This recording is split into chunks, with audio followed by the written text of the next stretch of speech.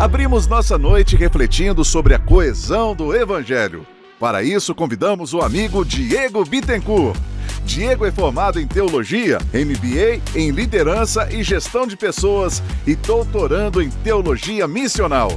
É pastor titular e plantador da Igreja Calvary Campo, presidente do Calvary Impact Hub e professor convidado do mestrado em Teologia Missional na Escola Ministerial Antioquia. Casado com Aline Bittencourt, são pais do Noah e do Gael. Obrigado por juntar-se a nós, Diego. Sinta-se em casa.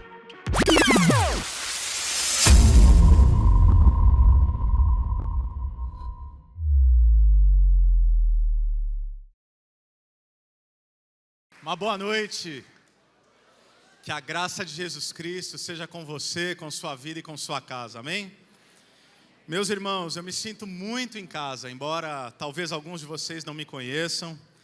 Essa é uma igreja, esse é um ministério que eu passei a amar profundamente desde o ano de 2013, quando conheci aqui os primeiros irmãos. Fiz muitos amigos queridos, amigos especiais. Então, já dizia hoje à tarde para os pastores e conselheiros do Ministério Sal da Terra, da honra que sinto em fazer parte dessa conferência. Então, obrigado pelo carinho, obrigado pelo convite, e eu espero que seja um tempo abençoador, como já tem sido toda essa conferência. Eu não posso deixar de parabenizar também o Ministério Sal da Terra por elaborar uma conferência naquilo que nos é mais basilar, aquilo que é fundamental, aquilo que é crucial e aquilo que deveria ser óbvio, embora não seja, que é fazer uma conferência com a temática das Escrituras Sagradas. Essa ideia de 2 Timóteo, capítulo 3, versículos 16 e 17, que diz: toda a Escritura é inspirada por Deus e útil para o ensino, para a repreensão, para a correção e para a instrução na justiça, para que o homem de Deus seja apto e plenamente preparado para toda boa obra. Eu creio que se toda a Escritura ela é inspirada por Deus e útil, toda a Escritura, obviamente, ela deveria ser lida, deveria ser estudada, deveria ser compreendida e deveria ser pregada por nós. Então, eu fico ainda mais feliz, não apenas com o convite, mas feliz com o tema que me deram. Acho que aprove a graça de Deus, ou talvez alguns irmãos também que conhecem minha vida e meu ministério, porque coube a mim falar essa noite a vocês sobre coesão, como o ensino direto das Escrituras alinha discurso com a prática da igreja. E esse tema é um tema muito caro, porque eu sou um apaixonado pela palavra de Deus, de Gênesis, Apocalipse, compreendendo toda essa dimensão da história da redenção. Afinal, toda a minha formação, ela vem dessa ideia de uma pregação imersa na palavra, através de livros inteiros, verso a verso. Por exemplo, esse ano inteiro de 2024 na Calvary Campo, nós estamos mergulhados na vida, obra, ministério e palavras de Jesus, através do relato do Evangelho de João. Então eu creio que nada como nós abrirmos as nossas Bíblias e permitirmos que ela fale sobre si mesma, ou a partir de si mesma. Eu creio que enxergar a Bíblia em toda a sua coesão e ensiná-la nos traz vários benefícios. Creio, por exemplo, que a mim como pastor e como pregador, ensinar a Bíblia em todo o seu conselho, ela me permite não me transformar em um pregador monotemático. Porque todo pregador, obviamente, tem os seus temas favoritos, os seus temas que se sente mais confortável, e o contrário também é verdadeiro. Tem coisa que eu não quero falar, tem texto que é complexo, tem texto que é delicado, tem texto que é sensível, mas quando nós pautamos o nosso discurso, não na retórica, não na eloquência, não na capacidade daquele que fala, do interlocutor e do pregador, mas quando nós pautamos o nosso discurso na palavra de Deus, a autoridade não está no homem, está na Sagrada Escritura. E eu creio, irmãos, e falo isso com uma certa tristeza, e graças a Deus, fico feliz porque essa não é a realidade do Ministério Sal da Terra, mas creio sinceramente que nos púlpitos da igreja brasileira sobram ideias, sobram elucubrações, sobram conceitos, sobram capacidades comunicativas, mas eu acho que o que está faltando a partir dos nossos púlpitos são homens que ainda possam ter autoridade de abrir as suas Bíblias e dizer: assim diz o Senhor. Então eu quero convidar você a abrir a sua Bíblia. Abrir a sua Bíblia no Evangelho de João.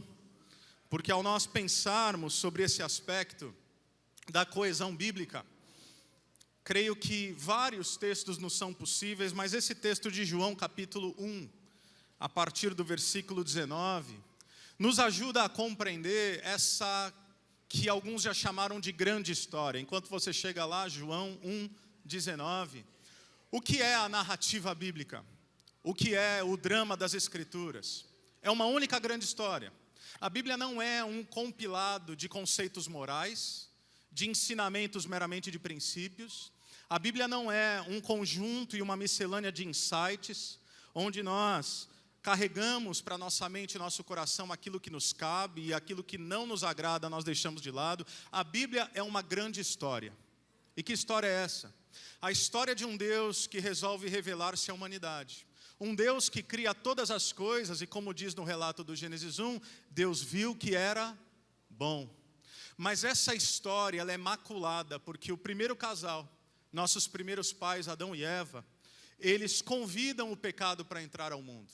Então esse mundo de Deus que é bom foi maculado pela queda. Mas o nosso Deus não permitiria que o pecado tivesse a palavra final sobre sua boa criação. Ele chamaria, através dessa belíssima história da redenção, um homem chamado Abrão. Em Gênesis capítulo 12, versículos 1 a 3, ele diria: Abrão, sai da tua terra, do meio da tua parentela e vai para o lugar que eu vou te mostrar. Porque através de você, Abrão, todas as famílias da terra serão abençoadas. De Abrão nasce uma descendência tão incontável quanto as estrelas do mar, do céu, e tão incontável quanto as areias do mar. E a partir dessa descendência nasce uma família, um povo, uma nação de Israel. A partir da nação de Israel, esse Deus pactual estabelece com essa nação uma aliança. E diz: vocês são para mim um povo sacerdotal, um reino de sacerdotes. Aquilo que Pedro repetiria no Novo Testamento. Vocês haverão de ser para mim um povo santo que há de se tornar luz para as outras nações. E o que é o Antigo Testamento, se eu fosse resumi-lo? O Antigo Testamento nada mais é do que a resposta à seguinte pergunta: se o povo de Deus se manteve ou não fiel ao seu chamado, de não se prostrar aos falsos ídolos, de não se prostrar a Baal, de não se prostrar aos bezerros de ouro e idolatria do seu próprio coração, e se esse povo cumpriu o seu chamado missional de ser luz para as nações. Nós sabemos a história. Israel falhou miseravelmente. E é por isso que Deus também não permitiria que nem o pecado maculasse a sua boa criação e nem Israel fracassasse no seu cumprimento da missão, mas Ele traria um ungido, Ele traria um redentor, Ele traria um verdadeiro libertador, Ele traria aquilo que nós leremos aqui, o Cordeiro de Deus que tira o pecado do mundo. E agora, este homem Jesus não traria um novo plano. Ele apostaria no mesmo plano que é um povo de Deus, moldado por Deus, só que agora empoderado pelo Espírito Santo. De modo que o que é a igreja, meus irmãos?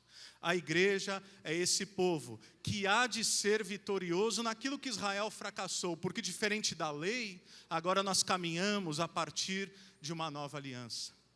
Não mais por aquilo que vem do lado de fora, mas com uma consciência transformada pelo Espírito que vem de dentro. E o próprio Espírito, e a cruz, e a ressurreição, são a garantia de que nós, enquanto povo de Deus, testemunharemos até os confins da terra, daquilo que Deus é, daquilo que Deus faz, daquilo que Jesus fez na cruz, e da restauração de todas as coisas. Porque esse mesmo Deus que criou, que permitiu a queda, que redimiu, há de trazer toda ordem ao caos. É por isso que um dia todas as gentes e todos os povos de toda a tribo, toda a língua, toda a raça e nação clamará: santo, santo, santo.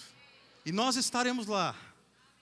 Essa é a história bíblica. E eu quero te convidar a ler comigo João 1, versículo 19. Mais do que explicar toda essa coesão das Sagradas Escrituras, eu quero lhe convidar às páginas da Bíblia para que hoje, essa noite, saiamos daqui com um objetivo e um objetivo apenas: olharmos menos para nós, olharmos mais para o Cordeiro. Amém? João capítulo 1, versículo 19. Esse foi o testemunho de João, quando os judeus de Jerusalém enviaram sacerdotes e levitas para lhe perguntarem quem ele era. Ele confessou e não negou, declarou abertamente: não sou o Cristo. Perguntaram-lhe: então quem é você? É Elias? Ele disse: não sou. É o profeta? Ele respondeu: não. Finalmente perguntaram: quem é você?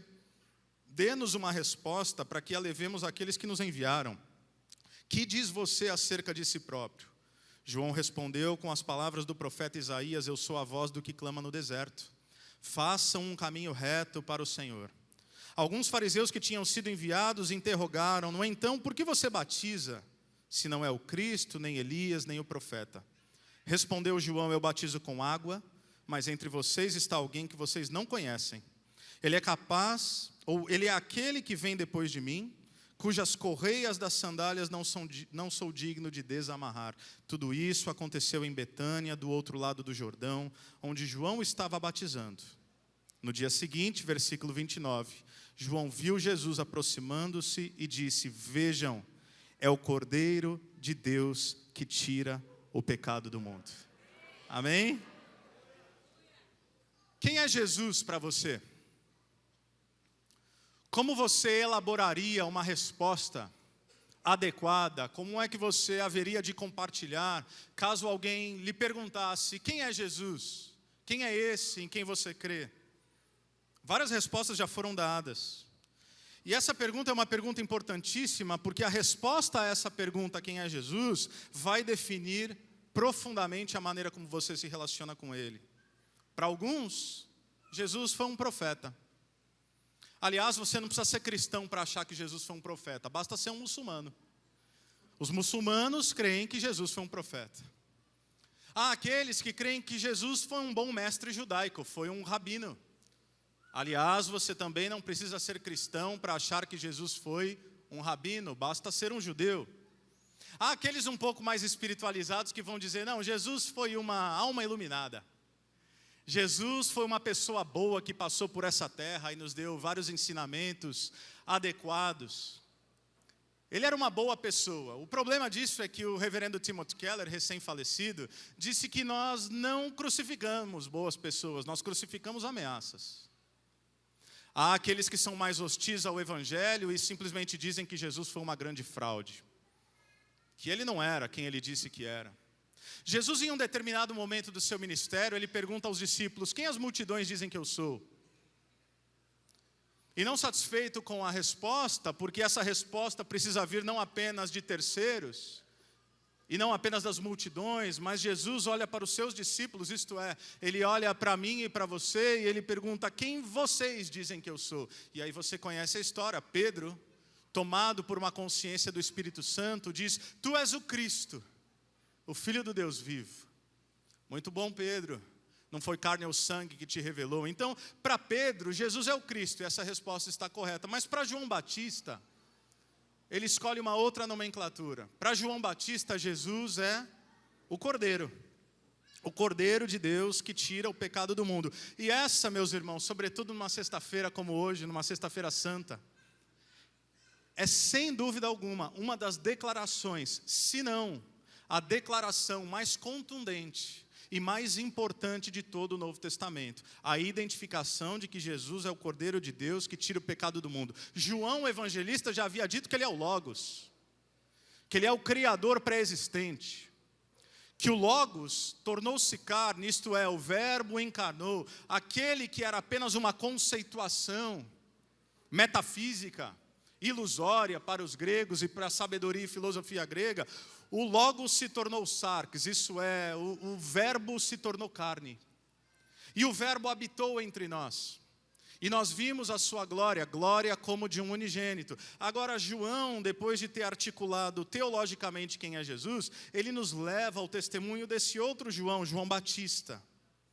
E quem é João Batista? João Batista, Mateus capítulo 11, versículo 11, Jesus vai declarar que dentre os nascidos de mulher não haveria ninguém maior do que ele. Contudo, todo aquele que entra no reino de Deus, mesmo sendo pequeno, se torna maior. João Batista é alguém bastante peculiar. Ele está no deserto, ele prega. E a pregação dele, de modo bastante objetivo, é uma só: arrependam-se porque o reino de Deus está próximo. João Batista é o último dos profetas do Antigo Testamento. A gente está falando de coesão. Então João Batista está dizendo, haverá alguém que virá após mim, que será o cumprimento de toda a Sagrada Escritura. Preparem o caminho, preparem o coração, arrependam-se profundamente. Então o que acontece no nosso texto? Surge uma espécie de um tribunal judaico. Tribunal judaico, porque você sabe, João Batista, ele vai ser confundido aqui, e Jesus também vai se proclamar Messias, mas eles não são os primeiros a fazer esse tipo de declaração. Na tradição de Israel, haviam vários homens que haviam dito, eu sou o Messias. E aí o que tinha que acontecer? Um tribunal judaico saía de Jerusalém, da Judéia, se movia em direção a essa pessoa e perguntava, vem cá, você é o Messias? O cara fala, eu sou. Então tá bom, onde é que você nasceu? Quais profecias você cumpriu? Que milagres você realizou? Com que autoridade você fala? Era o papel deles. É por isso, e às vezes a gente julga bastante os fariseus e os saduceus, e nós achamos que eles são meio chatos com Jesus, e eles são, mas não é só isso. E nós achamos que eles são hipócritas, e eles são, mas não é só isso. Porque o que eles estão fazendo? Eles estão averiguando se esse Jesus declarado Messias, posteriormente ao nosso texto, de fato era o Messias. Então, não por acaso, você vai se lembrar, Jesus ele faz vários milagres. Até que chega um ponto que eles falam, Jesus, já estamos assim 99% convencidos. Nos dê só mais um sinal e a gente vai crer que você é o Messias mesmo. E aí qual é a resposta de Jesus? Nenhum sinal lhe será dado, a não ser o sinal de Jonas, que passou 3 dias na barriga do peixe. Jesus estava falando, vocês querem sinal? Vocês vão ter sinal, é a cruz. Não do jeito que vocês estão pensando, mas de uma maneira completamente diferente. Então, João Batista ele começa a falar de Messias, começa a falar de arrependimento, começa a batizar judeus, que era uma coisa escandalosa, judeu não se batizava. Quem precisava se batizar? Os gentios, que não faziam parte do povo da aliança.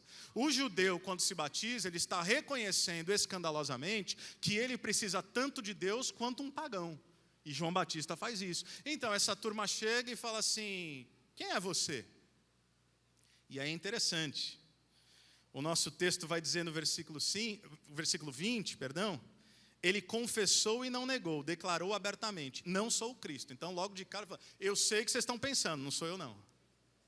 Não sou o Messias, não sou o cumprimento das profecias a partir daquele que é um ungido de Deus. Ah, você não é o Cristo? Não, então quem você é? Você é Elias? Por que eles perguntam isso? Porque havia uma profecia, Malaquias capítulo 4, que antes do dia do Senhor viria alguém com o espírito de Elias. Ele fala, não sou Elias. Tá bom, então você é o profeta. Que profeta? Deuteronômio capítulo 18. Moisés vai dizer, virá nos últimos dias um profeta, tal como eu, que falará da parte de Deus. Não sou o profeta. A resposta de João Batista é interessantíssima. Quem é você então, criatura? Você não é o Messias? Você não é Elias? Você não é o profeta? Você não vem na autoridade de Moisés com a lei? Você não vem na autoridade de Elias com poder? Quem é você? João Batista diz o seguinte, preste atenção, eu sou apenas uma voz. Como é que a palavra de Deus e o ensino da palavra de Deus alinha discurso com a prática da igreja? Creio eu que essa é uma belíssima definição. Quando questionados quem somos enquanto discípulos de Jesus, uma bela resposta é a resposta de João Batista. Diego, quem é você? Eu sou apenas uma voz. Que voz? Uma voz que amplifica a verdadeira voz. A voz que trouxe o mundo à existência. A voz que perdoa todos os pecados. A voz que consegue ordenar todas as coisas. Quem nós somos? Não é o nosso título. Não é a nossa competência. Não é a nossa eloquência. Não é a nossa dignidade. Não é a nossa justiça. Não é o nosso mérito, não importa quem nós somos, que eu diminua, que ele cresça, quem vocês são? Nós somos a voz que amplifica a verdadeira voz. Esse é o testemunho da igreja. E aí, alguns fariseus, versículo 24, que tinham sido enviados, se você não é nada disso, então por que é que você batiza? E aí eu vou parafrasear um pouco. Eu vou cometer uma licença poética para interpretar o que eu acho que João está dizendo com outras palavras.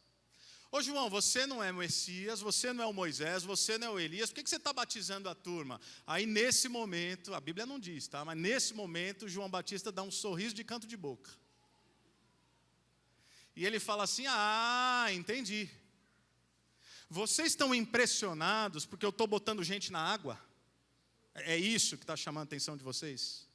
Vocês estão impressionados porque chega diante de mim um pecador seco e sai um pecador molhado? É isso que está deixando vocês enlouquecidos. Então deixa eu falar um negócio para vocês.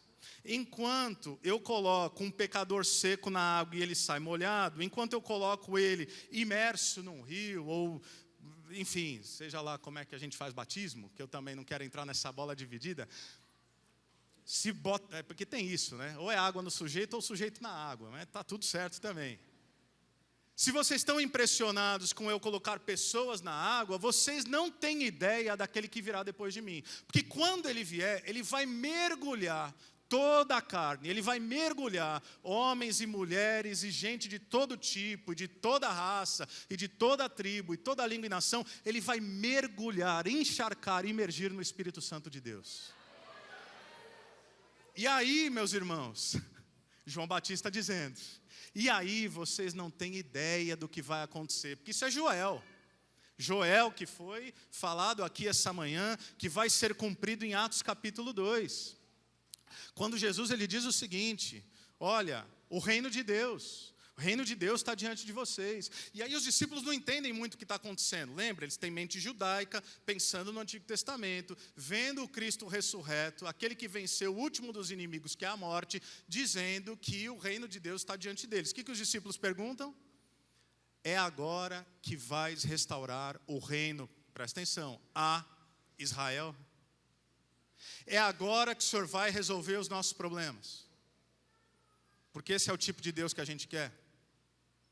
Não é um Deus soberano que impõe e implica e realiza a sua vontade sobre a minha vida. É um Deus subalterno que faz exatamente aquilo que eu desejo que Ele faça. O que nós queremos é um Deus que se submeta às nossas vontades. Afinal, é agora que o Senhor vai resolver tudo? É agora que o Senhor vai suprir as nossas expectativas? E aí a resposta de Jesus é maravilhosa. Não compete a vocês saber os tempos e as datas apontadas pelo meu Pai, mas receberão poder quando o Espírito Santo vier sobre vocês, e serão minhas testemunhas em Jerusalém, em toda a Judéia e Samaria e até os confins da terra. Sabe o que Jesus está dizendo? O reinar cabe a mim, o tempo cabe ao meu Pai, a vocês cabe o testemunho. É para isso que eu chamei vocês, para que vocês sejam, da palavra testemunhas, martos. Interessante. Para que vocês sejam verdadeiros mártires. E nós aprendemos a pensar na realidade do martírio como aquele que morre por aquilo que crê. Quando na verdade a compreensão plena de um mártir não é apenas aquele que morre por aquilo que crê, é aquele que crê e crê tão fortemente e vive pelo que crê, e entrega a vida pelo que crê, que se necessário morre inclusive por aquilo e por quem ele crê. Testemunhas.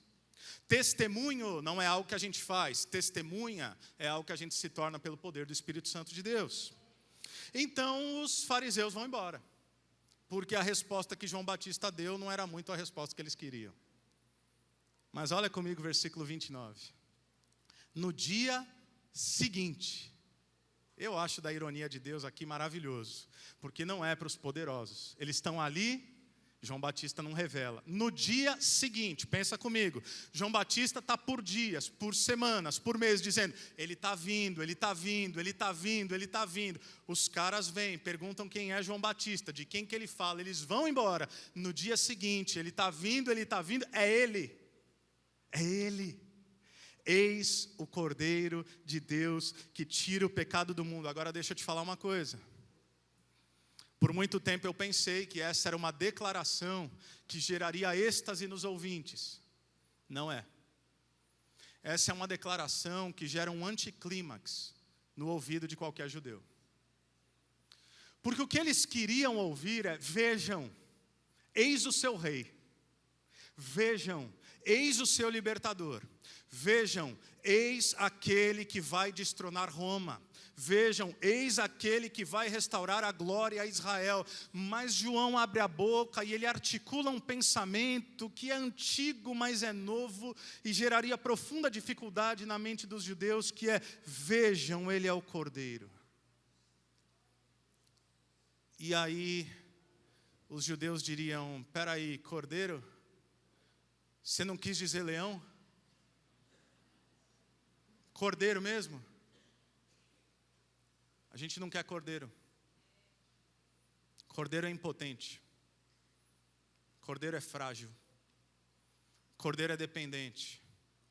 E o fim do cordeiro é o sacrifício. O que João, e não sei se ele percebe a dimensão do que o Espírito está lhe revelando nesse momento, mas o que João está dizendo é: vocês queriam um libertador, vocês queriam alguém que matasse os seus inimigos, eu vos entrego da parte de Deus aquele que se entrega em favor dos seus inimigos. Esse é o Salvador de vocês. O Salvador de vocês não vem pela força, o Salvador de vocês se revela pelo martírio. O Salvador de vocês não esbofeteia a cara dos outros, o Salvador de vocês vira outra face. E essa ideia do cordeiro era uma ideia que permeava a tradição e a mentalidade judaica. Afinal, estamos falando da coesão das Escrituras. Onde é que o cordeiro aparece? Num primeiro momento ele aparece implícito, Gênesis 3. Porque em Gênesis 3, embora não nos é dito que é um cordeiro, portanto eu falo implícito, não explícito, o primeiro casal tenta cobrir a sua vergonha com folha de figueira. E aí chega Deus e revela um princípio. Deus fala: peraí, é sério que vocês estão querendo cobrir a sua nudez com folha de figueira? Não vai rolar. Então Deus mata um animal e cobre o primeiro casal com pele. Gera-se no imaginário da humanidade essa ideia e essa consciência de que para cobrir a nossa nudez e a nossa vergonha, um animal precisa ser sacrificado e sangue precisa ser derramado. Não por acaso Abel é aceito quando oferece seu sacrifício. Você avança até a história de Abraão e Isaque. Abraão chega para o seu filho e fala: olha, nós vamos fazer um sacrifício. Até que lá pelas tantas o seu filho faz uma pergunta óbvia: pai, a lenha está aqui, mas cadê o sacrifício? Abraão fala: meu filho, o sacrifício Deus proverá. Surge um cordeiro. Passa mais um pouco, Páscoa. E na Páscoa Deus institui uma verdade para o seu povo que diz: haverá morte, seus filhos vão morrer, seus primogênitos vão morrer, o anjo da morte passará e ceifará todos quantos puder. Mas se vocês se nutrirem de um cordeiro, e se vocês pegarem o sangue do cordeiro e colocarem no umbral das portas, quando a morte passar, ele perceberá que essa casa pertence ao povo de Deus e não haverá morte. O sangue lançado sobre o madeiro. O que é que João está dizendo aqui? João está retomando uma ideia das Escrituras e dizendo: lembra Abraão? O que Abraão estava dizendo para Isaque é: meu filho, se Deus prover um cordeiro, hoje você não morre. O que Deus está dizendo para nós através da história é: se eu prover um cordeiro, meus filhos não terão que morrer. Avança para a Páscoa. Se Deus prover um cordeiro, os primogênitos da nação de Israel não terão que morrer. Já estava claro na mente do povo judeu. Como é que a gente se relaciona com Deus? Nós pecamos, nós sacrificamos, Deus nos perdoa. Até que um dia vai vir o Messias, e Ele vai estabelecer o seu reino. Como é que nós entraremos no reino? Pecando, pedindo perdão, sacrificando cordeiros, e Deus nos perdoando, até que João Batista diz: vocês não entenderam. Existe uma nova realidade. Se um cordeiro morrer, nossos filhos não precisarão morrer. Deus vai matar o filho dele, o primogênito dele, para que nós e nossos filhos não enfrentem a dor da morte. Esse é Jesus. Ele não é apenas um substituto, mas ele é um substituto voluntário. Porque a oração que acontece, a conversa que acontece em um jardim, que é o jardim do Éden, é mais ou menos o seguinte: é Deus dizendo para Abraão e Eva: se vocês me obedecerem, vocês não morrem. Mas eles desobedeceram. Mas num outro jardim, o jardim do Getsêmani, a conversa de Deus com seu filho é: filho, se você me obedecer, eu te esmago. Se você me obedecer, a sua obediência significará dor, sofrimento, escárnio, aflição e angústia. Mas filho, se você sofrer, eles não precisam sofrer pela eternidade. E é como se Jesus, ao orar: Pai, se possível, afaste de mim esse cálice, contudo não seja feita a minha vontade, mas a tua vontade seja feita. É como se Jesus, em um outro jardim, redimisse o jardim do Éden e dissesse: Pai, eu sei que a obediência significa a morte, mas Pai, eu serei o seu cordeiro. Eu morro para que eles possam viver. Sabe o que isso significa, meus irmãos? Eu amo um pregador galês, na minha opinião, um grande expositor bíblico, talvez o melhor de todos, Martin Lloyd-Jones. E ele dizia em audiências como essa, ele fazia a seguinte pergunta: você é um cristão? E se as pessoas gaguejavam, reviravam seus olhos, e se elas dissessem: pastor, eu estou tentando, sabe o que ele dizia? Vai parecer um pouco insensível. Mas ele dizia: vocês não entenderam nada do Evangelho. Porque o Evangelho não é sobre você tentar ser um cristão pelas suas boas obras. O Evangelho é tal como João Batista dizer: eu não sou digno de desamarrar as suas sandálias. Não olhe para mim, mas olhe para o Cordeiro de Deus que tira o pecado do mundo. Isso é o Evangelho. Isso é o Evangelho.